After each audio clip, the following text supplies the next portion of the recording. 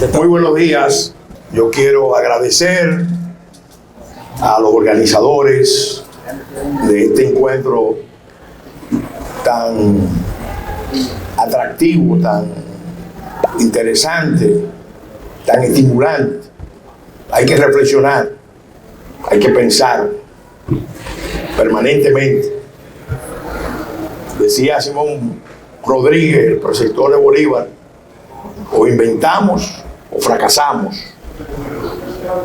Y esa invención tiene que ver con la reflexión, con la intelección de la realidad. Y por eso me resulta muy grato estar en compañía de estos distinguidos panelistas el día de hoy frente a ustedes.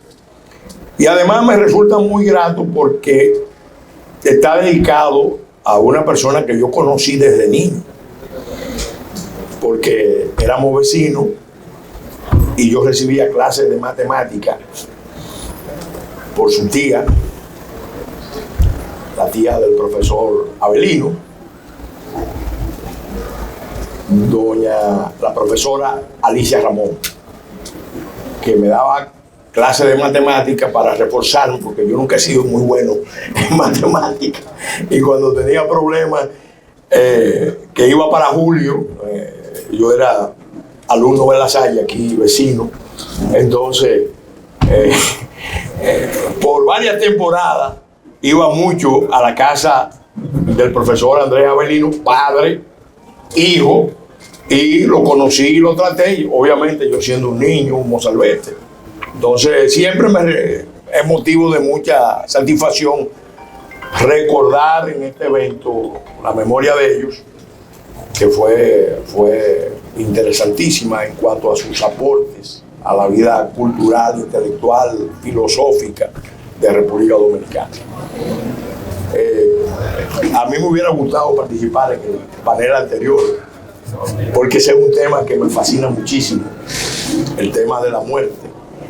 Miren, mi enfoque es un enfoque de geopolítica, que lo venimos desarrollando hace muchos años.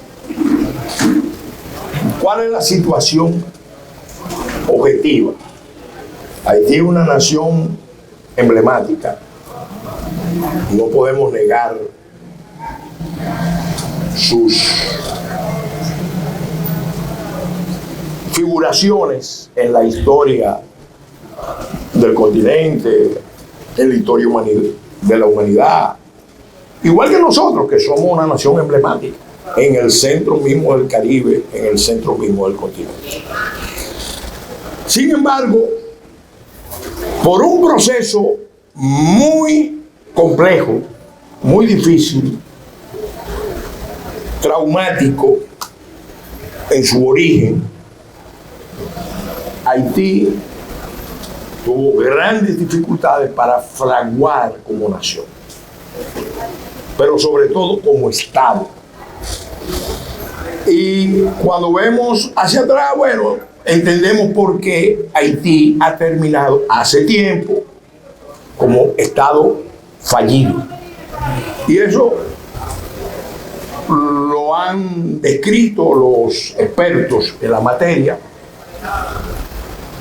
de muchas partes del mundo, el Centro Carnegie para la Paz Internacional, la Foreign Policy, que han hecho los índices de Estado fallido del mundo. Pero también lo sabemos nosotros desde el informe de Naciones Unidas del año 1949. Y cuando digo nosotros me refiero a las clases dirigentes de República Dominicana, de los países de la región y del mundo. ¿Por qué? Porque en ese informe de 1949, conclusión quinta, ténganlo presente, ya Naciones Unidas, era el primer informe, recomendaba que por el daño medioambiental que se comprobaba en Haití, era necesario recomendarle a los gobiernos haitianos que fomentaran la migración masiva, el traslado de poblaciones hacia otras zonas del Caribe menos pobladas. Y decía que no se hiciera en forma estacional, rotatoria, sino definitiva, permanente. Observen que ya eso estaba planteado de 1949. ¿Qué ha pasado? En la medida que pasa el tiempo, la situación de Haití, en vez de mejorarse de esa época a la fecha, se ha agravado, se ha deteriorado. Y eso lo sabe todo el mundo que está en centros de poder. Porque la mayoría de la población no conoce estas dimensiones del problema. Pero los que deciden en las grandes potencias, en los organismos internacionales, en los países de la región, lo saben. Entonces, frente a esa realidad geopolítica de un Estado fallido que expulsa población, la situación se agrava porque han optado por una línea de descarte. Y es lo más triste, lo más penoso, lo más injusto, porque lo que correspondía para un Estado en esa situación, colapsado, desintegrado, una nación emblemática, lo que correspondía era hacer un esfuerzo de rescate, reconstrucción de Haití en Haití. Porque Haití es una nación que tiene derecho a existir, a desarrollarse. Y si no puede hacerlo a partir de sus propias iniciativas, el deber de la comunidad internacional y de las grandes potencias que tienen un gravísimo compromiso o deuda, vamos a decirlo, con esa realidad en su origen, y no vamos a entrar en todas las consideraciones históricas. La realidad es que en vez de hacer eso, lo que han hecho es concebir un esquema de administrar la crisis en República Dominicana, desde República Dominicana, convirtiendo a República Dominicana en el estado pivote, en el estado tapón de esa crisis internacional que es ocultada por muchos años por los poderes internacionales. Porque ellos saben que históricamente se han dado situaciones de muchos conflictos y hay un potencial de desestabilización. Entonces ellos entienden que nosotros podemos jugar el rol de estado pivote, estado tapón, zona de amortiguamiento, buffering de la crisis haitiana, y que si surgen problemas, la solución es abrir la válvula de la emigración dominicana al exterior. Un intercambio de poblaciones. Haitianos aquí, dominicanos fuera. ¿Qué pasa? Ese esquema lo habían concebido los poderes internacionales y particularmente Estados Unidos. Hoy, un día en que se produce un cambio decisivo en la historia de Estados Unidos y que va a tener implicaciones en el mundo, yo puedo decir que hay sectores de poder en Estados Unidos que han estado trabajando desde hace décadas por amarrar a la República Dominicana en ese rol. ¿Qué pasa? Los hechos son muy fuertes. Como decía Lenin, los hechos son testarudos. Usted no puede descargar la crisis de un Estado fallido sobre un Estado relativamente funcional, porque más tarde o más temprano eso se va a hundir. Y efectivamente eso es lo que ha pasado. Eso es lo que ha pasado desde, yo diría, desde hace ya un tiempo. Se estaba incitando a las élites dominicanas a hacer alianzas con las élites haitianas, pero al final eso no ha dado resultado. ¿Cuál es la situación actual? Y voy cerrando. La situación actual es que el gobierno dominicano, evidentemente, que, apoyándose en lo que han sido los planteamientos de muchos sectores de la vida nacional, reformuló la política exterior y empezó a decir de manera ya consistente que no hay solución dominicana al problema haitiano, que no hay ni habrá jamás, que la solución tiene que venir a través de un esquema de corresponsabilidad de todos para reconstruir Haití en Haití. Segundo postulado. Tercer postulado, que es República Dominicana, es el país que tiene más interés en que se encuentre esa solución, porque puede venir un conflicto y tenemos mucho que perder. Ojo, hay gente que gana con eso, porque son la gente que han negociado sus intereses con los poderes internacionales. Pero una cosa es el cálculo de los grupos de poder y otra cosa es los intereses de la nación dominicana, que tiene derecho, igual que Haití, a su propio desarrollo, a su propia identidad, a que no le carguen con esa crisis para expiar los pecados de las potencias. Porque si vamos a hablar de responsabilidades, en el colapso de Haití, las responsabilidades mayores vienen de los organismos internacionales y de las potencias. Ese planteamiento que ha hecho el gobierno, que es más diverso, tiene que ser respaldado por políticas internas, porque usted puede a nivel internacional decir cosas muy válidas, muy creíbles, muy razonables, pero si eso no va acompañado de acciones contundentes, consistentes, coherentes, en política internacional eso es implacable, porque se revierte contra el Estado que lo hace. Y esa es la gran prueba que nosotros tenemos como nación. Nosotros tendríamos más posibilidades de evitar un conflicto en la isla, que debe ser la meta de la política exterior y la política interior de República Dominicana, actuando con mucho sentido de unidad nacional y sobre todo con gran apego a nuestra Constitución, a nuestras leyes, demostrando que no hay solución dominicana al problema haitiano, porque los poderes internacionales nunca van a asumir un compromiso, un abordaje distinto del tema, mientras ellos entiendan que aquí, en la parte oriental de la isla, está la solución. Ayer se produjo un gran cambio en Estados Unidos y se abre más la oportunidad de cambiar las tendencias. Porque la tendencia que tenemos es al conflicto.